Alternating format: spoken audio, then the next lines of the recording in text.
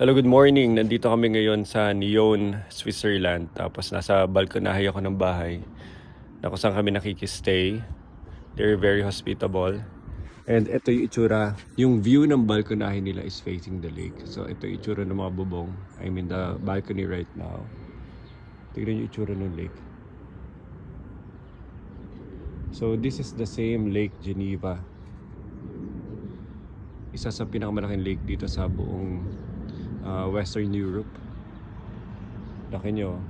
So this is the same lake na nakita namin sa Geneva.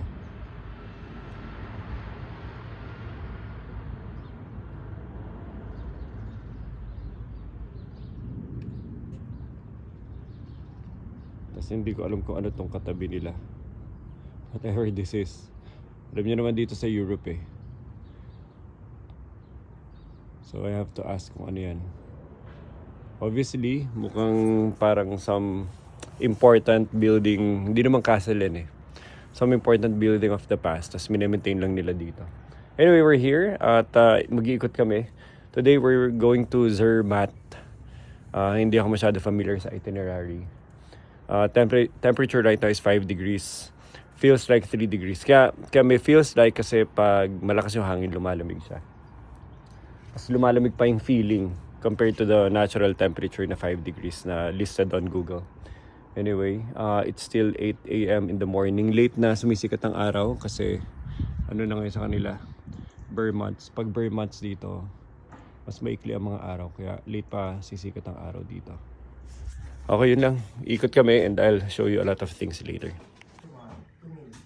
Ikaw, ayusin mo muna yung coffee. So, di pagdating niya doon, sobrang busy ng vet hospital na yun. Yung mga well dog. Ganda. And ito mo, nagmamatch yung araw tsaka yung view. You know, yung depth ng layo ng bundok plus yung araw. Nandito siya sa side na to.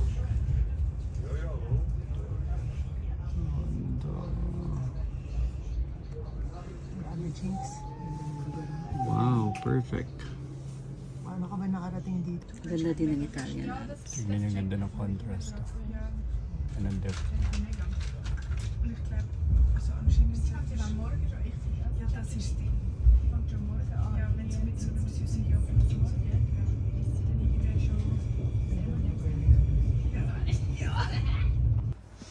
Nasaan tayo ngayon? Zermatt, no? Dito kami sa Zermatt. At ang pinunta namin dito yung pinakamalambot na snow sa buong Switzerland. Lambot, oh. Joke lang, hindi sa malambot. Malambot naman talaga snow pag bagong hulog. Ano siya? Hindi pa nagagalaw, kaya malambot. Kasi before sa Japan, anong nangyari nun? Na-flatten na kaya madulas. Dahil marami naglalakad. Pero ito, lambot to.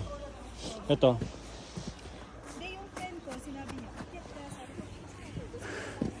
Zermatt. Pakita ko sa inyo yung Toblerone mamaya.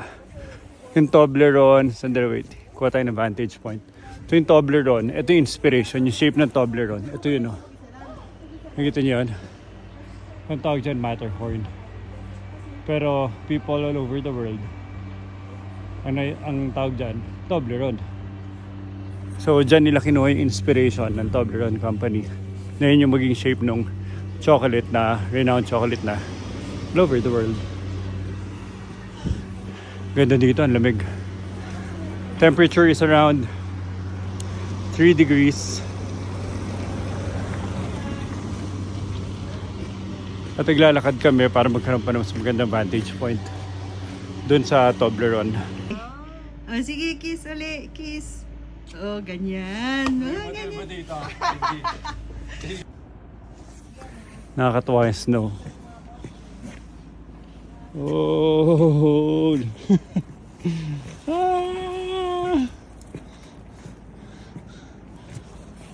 Lamig. Toblerone. Alam niyo yung chocolate na Toblerone? So ito yung inspiration si Matterhorn. Kasi Toblerone is a Swiss company, Swiss chocolate company. And dyan nila binase yung shape ng chocolate nila. Yung naging symbolical shape ng Toblerone. Si Matterhorn. At ito yung isang buong Swiss village dito sa Zermatt. Zoom pa natin. And andito kami magkakape facing the view of Matterhorn. Sobrang ganda. Sobrang ganda.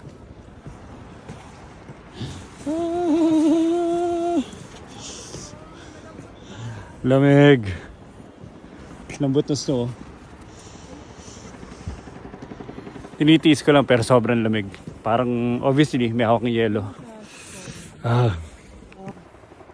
So, ito yung nakikita ko. Money shot siya. Diba? Pag maganda camera mo.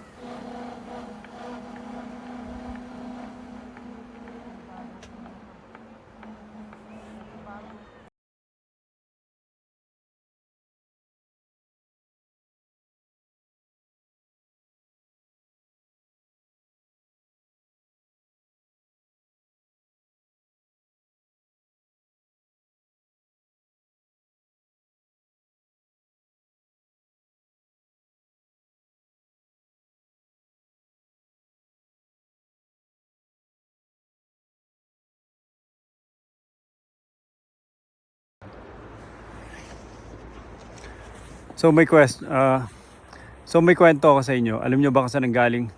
Alam nyo ba kung saan nanggaling yung iconic shape ng Toblerone? By the way, Toblerone is a Swiss company.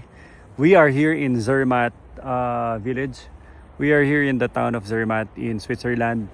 At ipakita ko sa inyo kung saan nanggaling yung inspiration for the shape of Toblerone.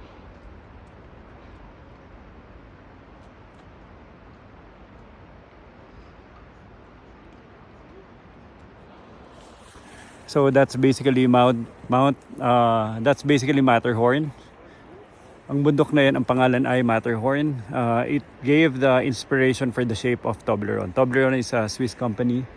And ito yung bundok na yon na inspiration for the shape of the Toblerone chocolate, na world-renowned Toblerone chocolate.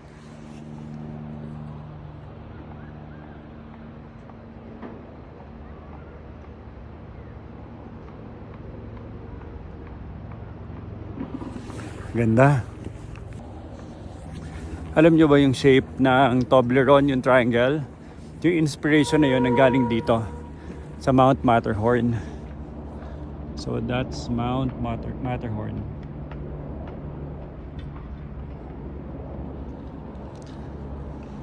And that's the inspiration for the Toblerone chocolate.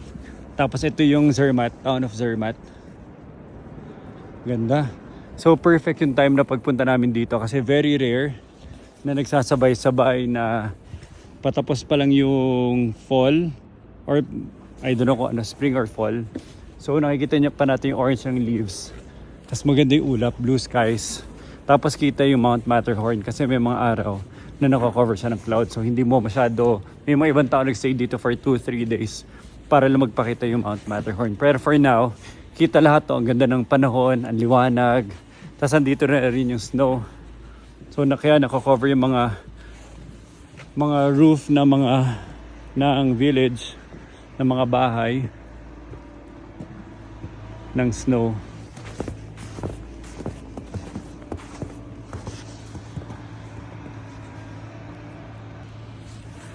Alam nyo ba yung shape ng Toblerone, yung iconic shape na triangle? So Toblerone is a Swiss company. At ito yung inspiration ng shape ng Toblerone chocolate. Tingnan nyo yan. So ang name nito Matterhorn. This is very iconic in the entire Switzerland. And yan din yung naging inspiration para do sa shape ng Toblerone. And this is the town of Zermatt. At ang ganda ng panahon. So sobrang perfect ang weather, perfect ang panahon. Nakikita natin yung mga white roof because They're heading to winter.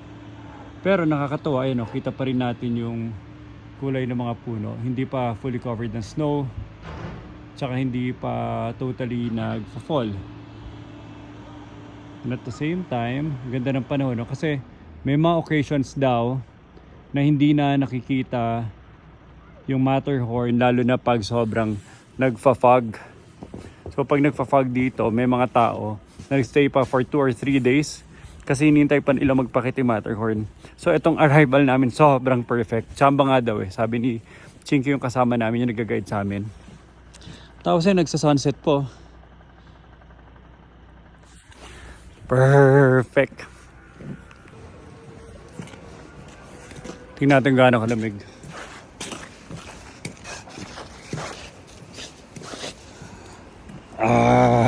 Ang lamig. Ang lamig. Aw, ang sakit, ang sakit, ang sakit, ang sakit.